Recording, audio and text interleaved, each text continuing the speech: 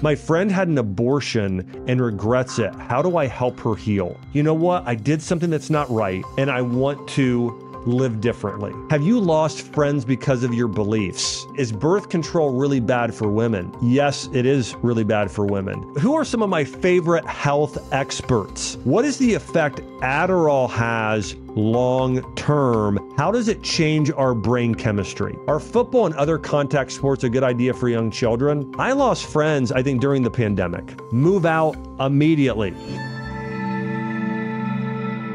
Hey everyone, welcome to the Growth Lab Podcast Q&A edition. I am your host, Dr. Josh Axe. I'm a graduate of Johns Hopkins University. I'm the founder of draxe.com, Ancient Nutrition and Leaders. And today I'm going to be answering your questions. And by the way, if you want your question to get answered next time, post below your questions. I'm going to be continually doing this on YouTube and it's part of the podcast. So ask your questions, please. First question, here we go. How do I get better sleep at night? Here's how well, first let me say sleep is critically important because studies have shown if you get less than 7 hours of sleep a night, it slows your metabolism. Your body cannot lose weight as well. And the other thing it shows is it weakens your immune system. So if you can get 7 hours of good sleep or more a night, it's better for your brain, better for your immune system, better for your metabolism. There are loads of benefits when it comes to getting better sleep. Here's how you do it. Number one, look at your diet. If you're over consuming carbohydrates, it will affect your sleep, especially if you are consuming too many carbohydrates at night. You're telling your body something. For instance, if you're carbing up at night, oftentimes you're telling your body, hey, you're going to go and run a marathon, or you're about to do something where you're going to expend a lot of calories and you don't. So then your body stores that as fat. And so one, consuming foods that keep your blood sugar balanced is important and not over consuming carbohydrates. The next steps that are really important for sleep, one of the first things you can do, the sooner you can get outside or have natural sunlight hitting you, or just basically get yourself exposed to outdoors, the better. It starts to sync up your circadian rhythms. Your circadian rhythms is something to where your body has a natural rhythm of when it knows to change its hormonal levels. So for instance, when you wake up in the morning, your cortisol levels should start to rise, which allows your body to be more alert, and more engaged, more connected, and improves performance. And when you're going to sleep at night, cortisol should start to drop. You should be less alert, and melatonin should start to increase, which allows you then to get better sleep. And so some of the ways that can help this, some of the things that you can start to do, one is you need to stop using so much blue light. So if you got a cell phone and it's constantly giving off this blue light, or a TV or computer screen, either shut off the light, or at the very least, get those blue blocker sunglasses. Have you ever seen anybody wearing those orange sunglasses at night? I do that after dinner. As soon as it gets dark, I put on those glasses if I'm going to watch a show or be on any sort of mobile device at all. And it actually helps. Studies have shown it actually helps you get better sleep. Another few things that are really important. One is that you kind of have a routine at night. Your body likes routine. And so an example of this would be journaling before bed. That's one of the things. Oftentimes people can't sleep because their mind is racing. So if you can do something to calm your mind and kind of allow yourself to stop thinking, journaling is a great way to do that. If you don't want to journal, then you can speak some of your thoughts out loud. You can also even journal via an audio app and say things to get it off your chest or off your brain. So that's another thing you can do. And then clinically, here's a few other things. One, you should be sleeping at a temperature between 60 degrees and 68 degrees, around there. Okay. So you should be in the 60s when you're sleeping. That should be where the thermostat's at. Studies have shown that will help you sleep better. Other studies have shown it needs to be dark. Okay. So you want the room very, very dark if you can have it. So dark and cold room. Another thing that's been shown to help people sleep better generally is taking a cold shower. That could be in the morning or at night, or doing a cold plunge, or doing cryotherapy. Most people The majority of people sleep too hot at night. So if you get hot while you sleep, you need to be doing things to cool off your body temperature. And actually, the biggest thing that raises your body temperature at night tends to be eating too many carbohydrates before bed or at dinner. Okay. So that's one thing that will really rev up your body temperature because your body has to burn all of those calories. But again, as we're talking about some of these changes you need to make, again, getting your body cold can help. Now, listen, if you're cold temperature and your extremities are always cold, then you may want to do things to heat your body. But for most people, it's getting the root cold. And then from a supplement standpoint, melatonin is probably the most effective supplement. CBD oil, about 20 to 40 milligrams at night can work. Magnesium, typically about 300 to 600 milligrams, can also help you sleep. And also using an essential oil, diffusing it by your bed, something like a lavender or chamomile essential oil. As an herbal tea, chamomile tea is also fantastic. So those are some things you can do to get better sleep at night. Some of the top tips. Here's another question that came in. This was a question on a social media, on Instagram specifically. My friend had an abortion and regrets it. How do I help her heal? First off, that's an incredibly heavy question. And here's what I would say.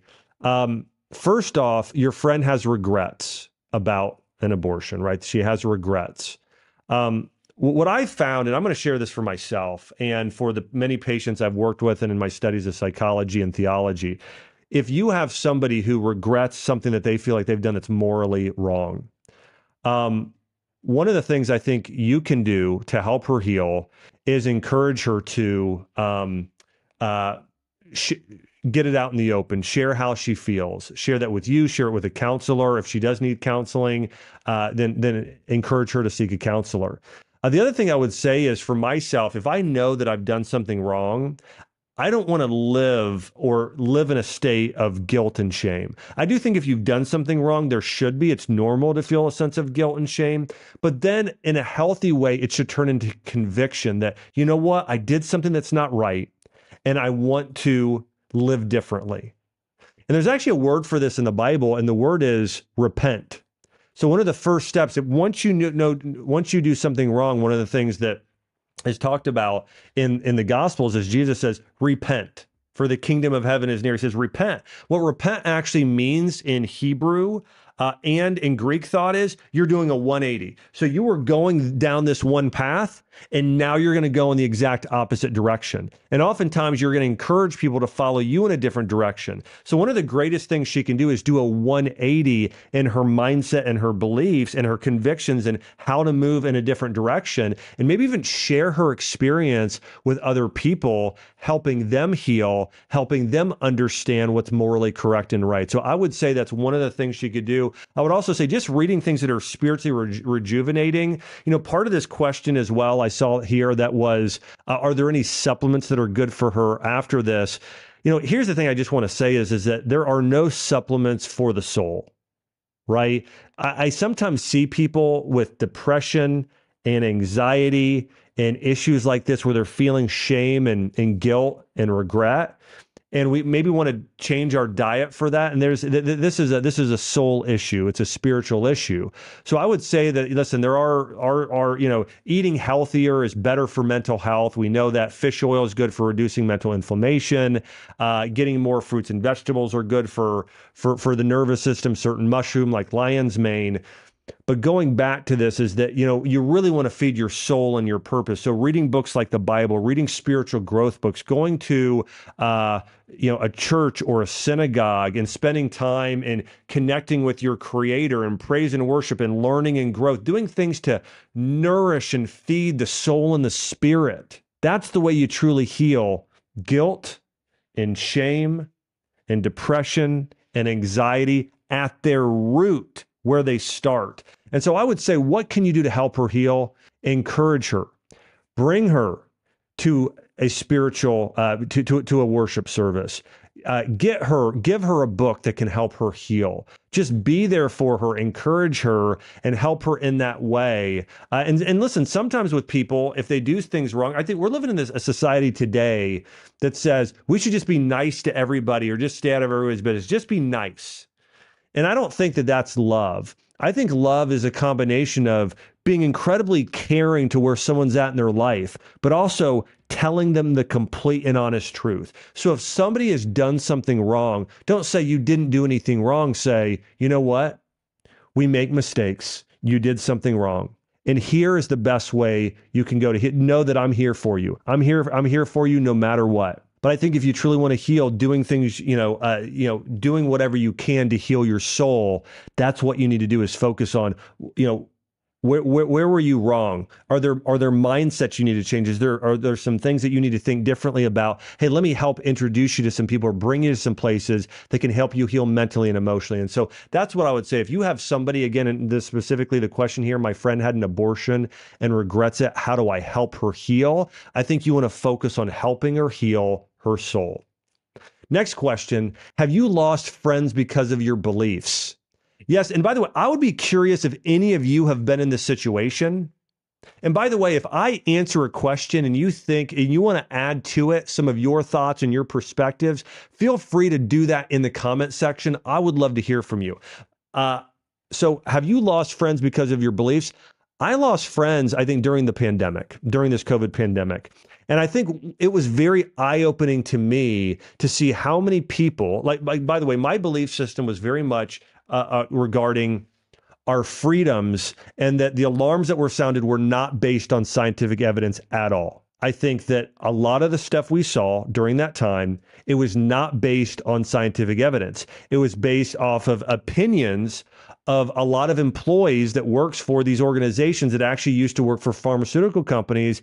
And these are absolute facts because I went and did all of the research. Who worked where are they at now? So all that being said, I think I was surprised by the number of people that were just willing to give up their freedoms. I also had people during a time of war. I'm looking at a time of war between Israel and Hamas. I'm looking at certain people who are not standing their ground or not saying anything or not standing up for what's right. And they're easily fooled by propaganda. And so for myself, and by the way, I'm also very understanding that some people, some people have less courage than others, and that's okay. Some people have different perspectives than others, and that's okay.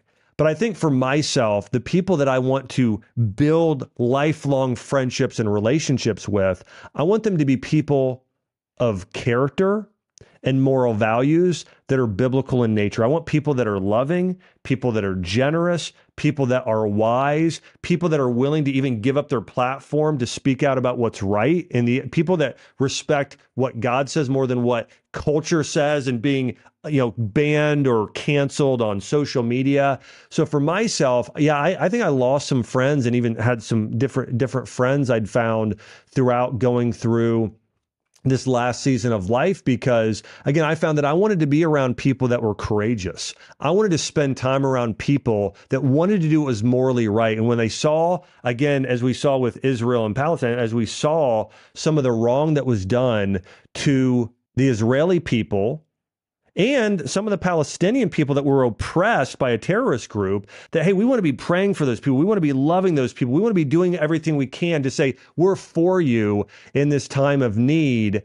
So for myself, if I lost any friends, it was because I'm really trying to grow in my character. And I'm really trying to grow in my talents and using the gifts God has given me to change the world. And I think sometimes you just outgrow friends. If you're a person that's wired like I am, who's saying, I want to be the best person possible. I want to be in my 90s. And I want to have said, I ran a good race. I did everything I could to transform lives, to make, I believe we're all called to love God, love other people, and make earth a heavenly place. And so I asked myself the question, what does heaven look like on earth? And so this is why I do regenerative agriculture and help heal the planet. This is why I do everything I can to, when I come across, whether somebody's a stranger or a president, I want to treat them with love, honor, and respect. So all that being said, I am, as I continue to grow in life, I'm spending more time with people that want to grow as well. Okay. And so anyways, yes, I have lost friends because of my beliefs, and I'm okay with it. I know that God will bring more friends along my path who are on the same path that I'm on, wanting to grow in every way possible and live the best life possible. And I want to say for you, it's okay to switch friend groups. It's okay to leave some of your friends behind. Now, you want to continue to love your friends and respect them and from the past. But I've had a few periods in my life where I said, you know what, like I need a different group. I need a different group of people that have higher morals and higher values and challenge me to live with greater conviction and greater love. And I want to encourage you, if you don't have a friend group right now that lives and challenges you in that way, to find new friends. Not to say you don't love and care for them, but move on. By the way, I just interviewed Dave Ramsey yesterday, and Dave said this, and I thought this was so good. He quoted a study, and he said, financially, the 10 people that you spend the most time with determines your level of affluence or wealth. So on average, somebody who hung out with a group of people at their wealth level, they tended to make the average of that same amount of money. So let's say, for instance, you were making $30,000 a year, and then you started hanging out with people that were making $100,000 a year. On average, years later, you would be making $100,000 a year, versus if you stayed with that same friend group, you'd probably keep making $30,000 a year. Whoa, that's a big deal. Your friend group matters tremendously. Now, let's take it even beyond making money, because there's things so much more important. If you hang around with families that raise up great kids, your kids are going to be healthier, better mental abilities, better performance, just better human beings. If you want to have a more mission-driven heart and be more like Mother Teresa, hang around with those sort of people. So again, I think your friend group is tremendously important. Yes, I've lost friends. People said, I don't want to be friends with you because you stood up for this thing that I don't believe in. So I lost friends. People decided to not be friends with me. I decided not to be friends with people. And it's not that I decided not to be friends with them. I decided to spend less time with them. I can be their friend without spending the majority of my time with them. Another question here, who are some of my favorite health experts? You know, I've been in this industry for a pretty long time. And one of the things that I value most in health experts is people that also have high moral values.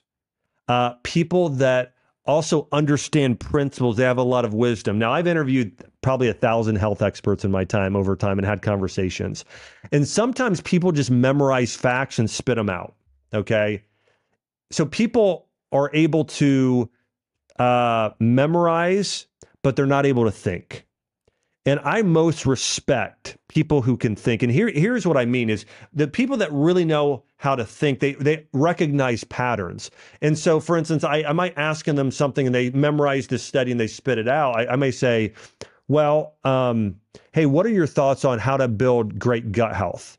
And I was on a panel at South by Southwest, and we got asked a question where one of the experts was asked, or all of us were asked, how do you know what's right? There are so many conflicting information out there about diets, about keto or paleo or vegan, or how do you know what to believe? And the guy next to me, who's an MD, very well respected, he said, well, just follow whatever the latest research says. You know, if it says it, you know, memorize it, repeat it. He said, whatever the latest research is, that's just what I tell everybody. And I thought to myself, you know what, that study that you could be quoting could have been funded by a pharmaceutical company. There's always, there are sometimes studies that contradict each other. And when I answered the question, I said, all due respect, Doc, but what I believe how we know what truth is based on everlasting principles. And knowing, for instance, a study might come out tomorrow that says this fake vegan burger is good for you. And I know that it's made with soybean oil and yellow 5 food coloring and all kinds of other things that aren't actual food, versus knowing that for thousands of years, people have thrived eating real food, eating, vegetables and wild organic meat and berries and some of those foods. And so all that being said, my favorite health experts are ones that are principled. So here are a few. One is Jordan Rubin. Now, Jordan Rubin's a good friend of mine. He healed himself of Crohn's and colitis and IBS by following a diet that was based on the Bible. He drank a lot of goat's milk kefir, did a lot of carrot and celery juice, did a lot of probiotic-rich foods, and he was able to heal himself And Jordan is a person that's incredibly principled. And also, he's very in tune with spiritual health. And so I really respect Jordan. He's one of my favorite health experts. I also love Dr. Christopher Motley. Dr. Chris Motley is an expert in Chinese medicine and Asian medicine. His mom is Korean, and so he's actually been over to Asia and has a real great level of expertise. And so Dr. Christopher Motley, I love learning from him when it comes to how to treat infections, whether it be viral infections, bacterial, candida, parasites, mold toxicity. He is one of my favorites. So again, Dr. Christopher Motley. I like Vani Hari. She's a good friend of mine. She runs a website called Food Babe. The thing I love about Vani is she is so convicted as an expert. She really understands how to help families get healthy. She also does a lot of research herself. So Vani is one of my favorite health experts. You know, I really respect Dr. Andrew Huberman. If you really want to go through what does all of the science and research say, which by the way, I agree with him on a majority of issues. There are a few things though I may not agree with him on because he is only about the science versus studying some of the history of things. And I think sometimes the science doesn't tell the full story. I think it can tell a lot of stories sometimes, and I think it can be great. And I read a lot of scientific literature, but I think if that's your only guide is studies that maybe a pharmaceutical company funded, it can be off. But overall, I think Andrew Huberman is brilliant, and I think a lot of his scientific research is fantastic. And so he's another favorite of mine. I think Max Lugavere has some really great information out there when it comes to using food as medicine. Daniel Amen is one of my favorite, especially when it comes to neurological health and brain health. So he would be up very, very high on my list. Daniel Pompa, Dr. Dan Pompa, when it comes to detoxification. He's another great health expert. I love Dr. Rebecca Lyon. I think knows a lot about metabolism. She's putting out some good research as well right now on her social channels. And so I would say those are some of my favorites. I have a question here. Is Dr. Gundry wrong? Dr. Gundry talks a lot about the plant paradox and lectins and phytic acid, and basically that a lot of plants are bad for you. You know, I don't know that he's wrong, but I will say I think he's wrong on that it's bad for everybody. I think that, for instance, foods like tomatoes, an eggplant or pumpkins. I mean, you know, a lot of these vegetables and some fruits that have seeds, he would say a lot of these are not good for you. And I just disagree. You know, I don't think there's a lot of literature that backs that up. I think there was a few studies that back that up. I think that when I look at ancient civilizations and people that live a long time, for instance, if you go to Okinawa, Japan, they eat eggplant.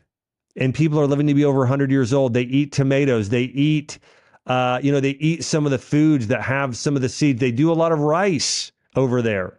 They do green tea. Some of these foods have some of these enzyme inhibitors and lactic acid. And so here's the thing. If somebody has a healthy system, they may break down those foods just fine. And it's really not that inflammatory to their system. And because of the other compounds in there, it's actually anti-inflammatory. So do I think Dr. Gundry is wrong?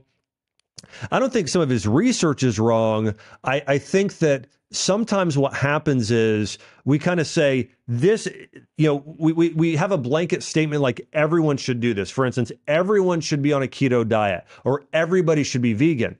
And what I found is that everybody is a unique individual and they tend to need a personalized approach. So I think Dr. Gundry's approach for certain people with autoimmune disease, absolutely. I think his diet and what he's recommending is spot on for those people. But do I think what he recommends every single person alive should follow, including myself? No, I do not. So I think he's right for a group of people and he's wrong for others. Another question here was, what is the effect Adderall has long term? How does it change our brain chemistry? Well, part of what Adderall does as a stimulant is it affects our levels of dopamine and our certain other chemicals like our good mood hormones, even like serotonin. And over time, your brain will produce less or have less of that hit. And so really, it's like things will feel less exciting. You'll kind of be less locked in than you're used to. And so your body would have to heal, build that back up. Think about it like this. when with diabetes, if somebody consumes too much sugar, their insulin receptor sites get burnt out. It's a very similar thing with consuming Adderall. It's like sugar in that way. It can burn out some of those receptor sites or negatively affect dopamine and other neurotransmitters, which actually affects your mood and your ability sometimes to be able to really connect with somebody in different ways. And so those are some of the long-term effects of Adderall. The thing about Adderall I want to mention as well is there are some natural things you should be doing, changing your diet. Using supplements like L-theanine or cordyceps mushroom, lion's mane mushroom, ginkgo biloba, fish oil, doing some of those nootropics, I think are much healthier and much better options. And if you want to learn, know all of my opinions about Adderall and ADHD and how to naturally treat it, go back and watch my podcast I did on ADHD. If you just search on YouTube, Josh Axe ADHD, you'll find some of my recommendations there. Another question, is birth control really bad for women? Yes, it is really bad for women. One of the biggest things that birth control affects is our gut microbiome and even the biome of the reproductive system, and affecting some of the bacteria there. And so, one of the issues I constantly had when I ran my functional medicine clinic and women I were working with got off of birth control, it was constant yeast infections and candida was a major side effect.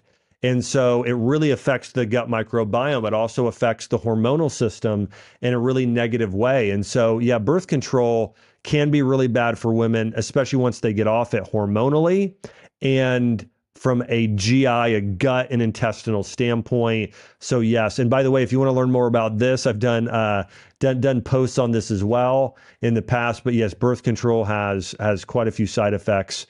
And do natural family planning is a better option. How do you teach your kids a growth mindset early on?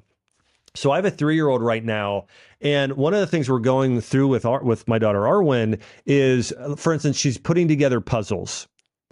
And we are celebrating her as she works hard. If she can't get it and finally gets a piece, and even if she doesn't get her, we get it, we let her know we are proud of you for trying. So remember, growth mindset is about celebrating the effort in kids knowing you tried really hard, you gave a full effort. That's what we're congratulating on you. We're not telling you you're smart or you're perfect or you can be any single thing you want to be in the entire world. And we're not giving you a trophy for every little thing. No, a growth mindset is about we are celebrating as you grow mentally and get smarter and better. We're celebrating your growth, not your necessarily your performance or telling you you're perfect. And so again, we're celebrating work ethic more than the actual outcome. So for instance, if your kid is playing in a soccer game, and your kid tried really, really hard. And then they also showed good sportsmanship. They helped another person out on the field, but they lost the game. Maybe they even got blown out. After the game, I would sit down with my daughter, Arwyn, and say, Arwyn, you know what? You didn't win the game, but I want to let you know, I am so proud of you for when that other little girl fell down, when you helped her back up. I am so proud of that. I want to let you know that I saw how hard you tried and that you were running as hard as you could. And you did when we were practicing this week and I asked you to do this thing and you did it out there. I want to let you know, I am so, so proud of you for giving it 100%. That's how you teach your kids a growth mindset, is celebrating work ethic and discipline and character. When choosing a partner, how do you know if they will help you grow as a person? Well, you know it if they do it while you're dating and if they're also committed to growth while you're dating. When I married Chelsea, by the way, I had this prayer. I prayed for Chelsea. And I had a friend of mine, and I would always pray this to God. I said, God, would you send me a wife that helps me grow, that is mentally stimulating, physically breathtaking, and spiritually just on fire for you? That was my prayer. And so I knew what to look out for. And so when I met Chelsea, I said, I want somebody that helps me grow. And after being with her a little bit, she would ask me deep questions and she would challenge me on some things that maybe I thought, okay, you know what? Maybe she's right. I need to think differently here. So one, I could tell Chelsea had a really, really high level of character. The book she was reading, just her moral standards were incredibly high. And so I knew that, when you're around somebody who helps you grow, it's not that they're telling you what to do. Oftentimes, they're convicting you because they're a virtuous person.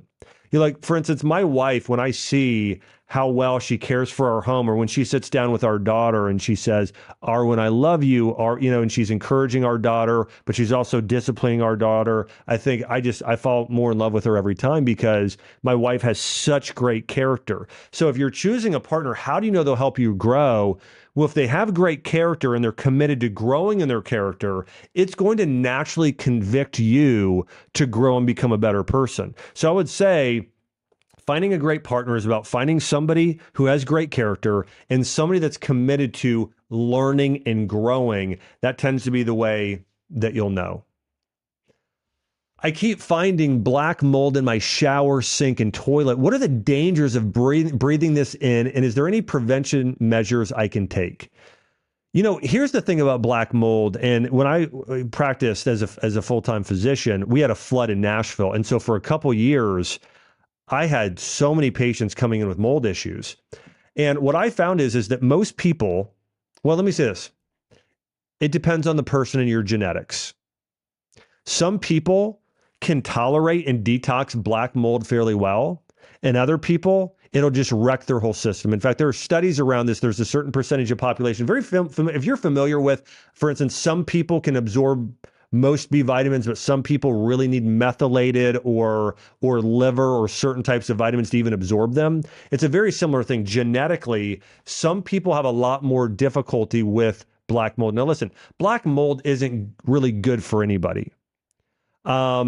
And over time, if you have black mold and then maybe you have a virus you're exposed to, and then you have candida, it all will add up and start to crash your system and your immune system. But if you're a fairly healthy person, you're on a little black mold here and there, your body's going to probably tolerate it just fine for a period of time. Okay. You're not going to have a problem for a period of time. But if you're one of those people that genetically does not cycle out black mold well, or mold in general, you're going to start over time having brain fog and then digestive issues. And then it's just going to wreck and weaken your immune system to where you then have fatigue. It'll cause major issues. So what I would recommend is, one, if you live in a house with a lot of mold or black mold, try and move out. If you're already having symptoms, move out immediately. If you're not having symptoms and you're a fairly healthy person, do your best to start working towards, or if you have a new lease coming up or whatever it is, to start working towards getting out of that place. In addition, you can have somebody come, and there are black mold removal services. There are mold removal services. That's a good option. I'd also highly recommend getting an air purifier. There's a purifier I love. I think it's called IntelliPure. I don't promote them anyway. That's what we have in our house, because I was looking for what are the best filters on the market, and they were one of the best. I think it's IntelliPure. So I got one of those in those areas. And then you can get things like tea tree oil, essential oil with vinegar, certain cleaners that clean mold. And you just, for instance, if it's in the shower, you basically, what Chelsea and I did, we lived in an apartment for a time, and then we eventually renewed our lease. But we created our own concoction of vinegar and tea tree oil and oregano and all kinds of stuff. And we sprayed every time before we got out of the shower. We just sprayed, and then it just stopped coming back. So those are some of the measures I would say you can take. And then taking a probiotic just naturally for your digestive system would probably be one of the most important supplements to take. And if you have mold toxicity and you've got issues, I'd see a functional medicine practitioner and possibly take some anti-mold supplements like olive leaf extract is one of my favorites. There are many, but a functional medicine practitioner could tell you, or you could just Google search Dr. Axe mold recommendations. And I've done more recommendations on that in the past. What age do you think is appropriate to give children cell phones? By the way, first I want to consult my wife before I tell you exactly, but I would say I would not give them one before high school. I think probably freshman year of high school or junior or senior year. I mean, that's probably what I would say is high school, but I would not give a child a cell phone before high school. That's me personally. And then I think the big thing is restricting the time usage. When they're at home after school, hey, you get 1 hour time on total on your phone, and then there's no time. I mean, my parents, I didn't have a cell phone, but I also had restrictions to the amount of time I could even just talk on the phone. I mean, we had, same thing with television. You get 30 minutes of television and you need to spend one hour outside. And you have, I mean, my parents had very, at the table, there are no cellular devices. So I would say just be conscious and think through, okay, at what age does it make sense when they're driving? So I'd say 14, 16 years old. But the other thing I would say is, who are the parents who have already raised kids and they have the best kids and they've already dealt with this? What have they found? What do they do? That's something else to think about. There's also a book I know that I think gets into this and other great things to do as a parent. I think it's called Habits of the Household. That's the book. Check it out. Habits of the Household, I believe, is the title of that book. Another question. I love going shooting at the range, but I'm pregnant and have heard mixed opinions on whether it's safe for the baby. What do you think? If you're pregnant, I would not be shooting off a gun. And the reason is that's a very loud noise. A baby is going to hear that. There's some great research around this by Bruce Lipton. He really gets more into quantum physics, but he really talks about, speaking sweetly to a baby, saying, I love you. Those, like, it affects the baby. They're able to actually do some tests to be able to see how it affects the baby.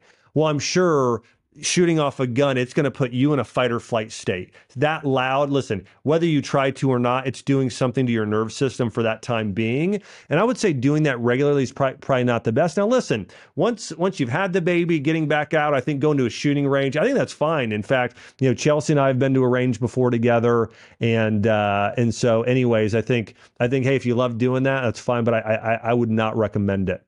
Are football and other contact sports a good idea for young children? Well, I think from the standpoint of it building discipline and work ethic and leadership skills, yes. I think for character growth, athletics and sports are wonderful.